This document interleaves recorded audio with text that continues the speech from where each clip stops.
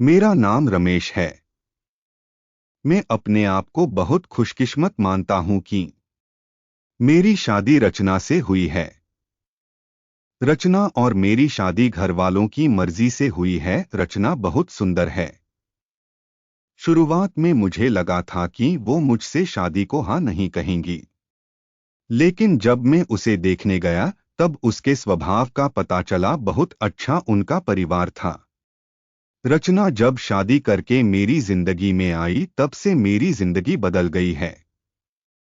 सभी मुझे कहते थे कि मैं बहुत खुशकिस्मत हूँ। अभी मेरी शादी को करीब 3 महीने ही हुए हैं। मेरा सपना था कि मैं बड़े शहर में एक बड़ा शोरूम बनवाऊं कपड़े का। मैंने रचना को इसके बारे में बताया। रचना को पता है कि यह मेरे लिए कितना बड़ा सपना। मैं दिन रात इसी में लगा रहता हूँ। बड़ी मुश्किल से मुझे एक जगह मिली, लेकिन पैसे बहुत ज्यादा थे, इसलिए मैंने अपने गांव की जमीन बेचने का फैसला किया था। जमीन में मेरे पिता के दूसरे भाइयों का भी हिस्सा था। इसी काम के लिए मुझे कुछ दिनों तक गांव में जाना पड़ रहा था। मैंने रचना को चलने को कहा क्योंकि पता नहीं कितना समय लग सकता है, लेकिन उसने कहा कि वो अपने मायके चली जाएगी। मैंने भी सोचा कि ठीक है। रचना अपने मायके चली गई। मैं अपने गांव चला गया। रचना से मैं फोन पर बात किया करता था। जमीन के कागज और सारी बातों में समय लग रहा था। इस दौरान मेरी पत्नी से मेरी बात होती रहती थी। मैंने एक शाम उसे फोन किया तो वो कुछ बदली बदली थी, ज्यादा बोल नहीं रही थी। मैंने पूछा क्या हुआ, तुम ठीक हो? वो बोली कि मुझे आपको कुछ बात बतानी है। मैंने कहा कि बताओ क्या बोलना चाहती हो। वो थोड़ी देर चुप रही और फिर बोली कि नहीं, अभी नहीं, मैं आपको मिलकर ही बताऊंगी। मैंने भी कहा कि ठीक है, लेकिन मुझे नहीं पता था कि मेरी जिंदगी में इतनी बड़ी बात होने वाली है। अगले दिन दोपहर में मैंने जब रचना को फोन किया तो उसने फोन नहीं उठाया। मैंने भी सोचा कि कुछ काम होगा, इसलिए मैंने उस बात पर ज्यादा ध्यान नहीं दिया। मैं सारा दिन अपने काम में उलझा रहा। काम भी जरूरी था क्योंकि वो खत्म करके ही मैं जल्दी से रचना के पास वापस जा सकता था। दिन भर के काम के बाद मैंने फिर शाम को रचना को फोन किया, लेकिन इस बार उसका फोन स्विच ऑफ आ रहा था। मैंने फिर सोचा कि शायद किसी काम से गई होगी और मोबाइल स्विच ऑफ हो गया होगा। मैंने रात फिर किया क्योंकि दिन भर बात हो ना हो, लेकिन रात में जरूर बात किया करते थे। लेकिन रात में भी उसका फोन स्विच ऑफ था। अब मुझे थोड़ी फिक्र हुई, लेकिन फिर मैंने सोचा कि वो उसके घर ही है। अगर कुछ बात होती तो मुझे फोन आ ही जाता। थोड़ा बहुत विचार करके मैं सो गया। मैंने सोचा कि उसके घर में किसी को फोन करूं, लेकिन रात में उस समय फोन करना मैंने उचित नहीं समझा, इसलिए मैं सो गया। सुबह उठते ही मुझे यही ख्याल आ रहा था कि मैं रचना से बात करूं। सुबह भी मैंने फोन किया, लेकिन अभी भी वही बात, उसका फोन स्विच ऑफ ही था। अब मैंने उसकी मम्मी को फोन किया, लेकिन उन्होंने भी मेरा फोन नहीं उठाया। अब मुझे थोड़ी फिक्र होने लगी थी कि क्योंकि किसी से भी मेरी बात नहीं हो रही थी। करीब 3 दिन तक ना रचना का फोन आया ना उसकी माँ का। मैं अपने काम में लगा रहा। फिर एक शाम मेरी सास का फोन आया। मैंने पूछा कि रचना कहाँ है। वो बोली रचना अपनी एक चचेरी बहन की शादी में गई है।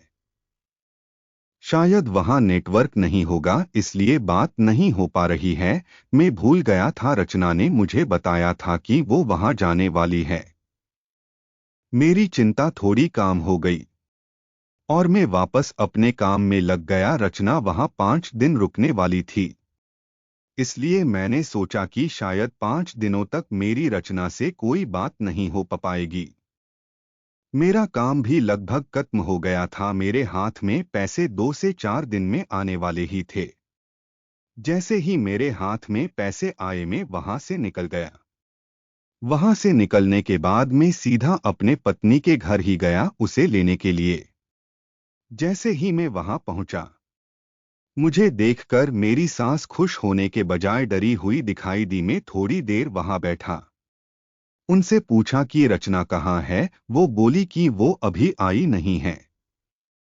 मैंने बोला कि आई नहीं है, अभी तक उसका फोन भी नहीं लग रहा। मैंने कहा कि आप मुझे वहां किसी का नंबर दे दो, कितने दिन से रचना से बात हुई नहीं है। वो कुछ देर सोचती रही, फिर बोली कि अभी मेरे पास नहीं है, मैं आपको किसी से पूछ कर देती हूँ। करीब 8 दिन हो गए थे मुझे रचना से बात किए। मुझे रचना पर भी गुस्सा आ रहा था कि उसका फोन स्विच ऑफ क्यों है, साथ उसका फोन काम नहीं कर रहा तो वो किसी के भी फोन से बात कर सकती, लेकिन उसने मुझसे बात नहीं की। मैंने सोचा था कि जब वो आएगी तो उसे जरूर डांटूंगा। मेरी सास का फोन नहीं आया। करीब 12 दिन हो गए मैं उनके घर वापस गया, लेकिन अब वो भी घर पर नहीं थी, ना ही मेरा फोन उठा रही थी। अब मेरे मन में बहुत सारे विचार आने लगे कि आखिर बात क्या है जो रचना और उसके घर वाले मुझसे इस तरह का बर्ताव कर रहे हैं। मैंने उन्हें मैसेज किया कि अब मैं पुलिस के पास जाऊंगा। मेरी इस धमकी से शायद वो डर गई और उनका फोन आया।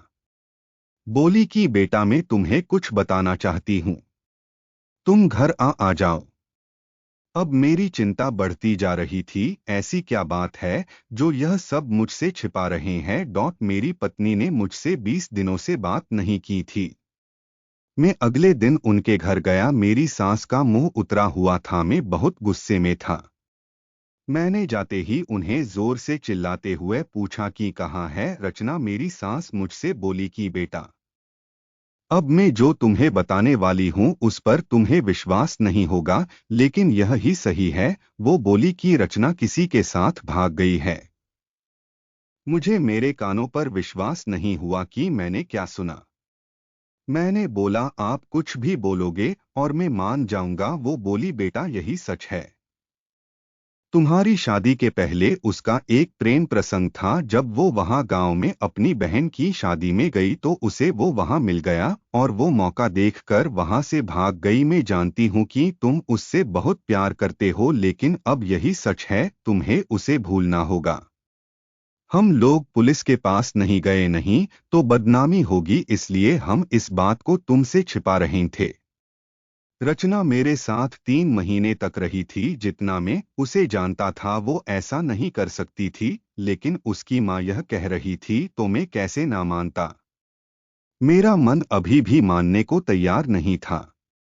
मेरी सास मेरे आगे रो रही थी, माफी मांग रही थी। इतनी बड़ी बात मेरे घर वालों को पता चली तो उन्हें भी विश्वास नहीं हुआ। रचना स्वभाव से बिल्कुल ऐसी नहीं लग रही थी। रचना की मां को देखकर मैं और मेरे घर वाले चुप रह गए। हमने कुछ बड़ा कदम नहीं उठाया। मैं अपने साथ हुए इस धोखे को बर्दाश्त नहीं कर पाया। मैंने रचना को बहुत प्यार किया और मुझे कुछ भी हासिल नहीं हुआ। रचना नाम से मुझे नफरत हो गई। मेरी जिंदगी पर इसका बहुत असर हुआ। मैं जो शोरूम की शुरुआत करने वाला उसके लिए मेरे पास अब सब कुछ आ गया था, लेकिन फिर भी मुझे अब कुछ करने का मन नहीं हो रहा था। किसी के साथ इतना बड़ा धोखा हुआ तो कैसे खुश रह सकता है। मेरे घर वाले मुझे संभाल रहे थे। मैंने उसे बहुत ढूंढने की कोशिश की। मैं चाहता था कि वो मुझे मिले तो मैं उससे पूछूं कि आखिर उसने मेरे साथ ऐसा क्यों किया। धीरे धीरे समय बीतता गया। उसे गए अब 7 महीने हो गए थे और मैं भी उसे भूलकर अपनी जिंदगी में वापस बिजी होने की कोशिश करने लगा। मेरा उसके घर यहाँ से जाना हुआ। ऐसे ही मेरा ध्यान उनके घर की खिड़की पर पड़ा। मुझे दिखाई दिया कि खिड़की में रचना है। एक झलक सी मुझे दिखी। मैंने उसी समय उनके घर का दरवाजा बजाया। मेरी सास ने दरवाजा खोला और वो मुझे देखकर ही डर गई। दरवाजा खुलते ही मैं अंदर जाने लगा। मेरी सास ने मुझे रोका, लेकिन मैं नहीं माना। अंदर में कमरे में गया तो रचना को देखकर मैं हैरान रह गया। रचना व्हील चेयर पर बैठी थी। रचना ने मुझे देखा और उसकी आंखों से आंसू आ गए। मैंने पूछा यह क्या हुआ। रचना बस रो रही थी।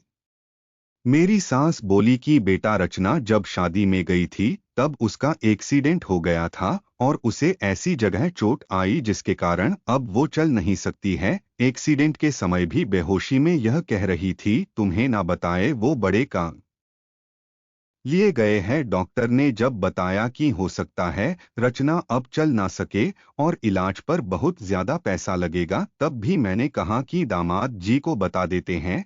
लेकिन रचना ने कहा कि मैं उनकी जिंदगी खराब नहीं कर सकती।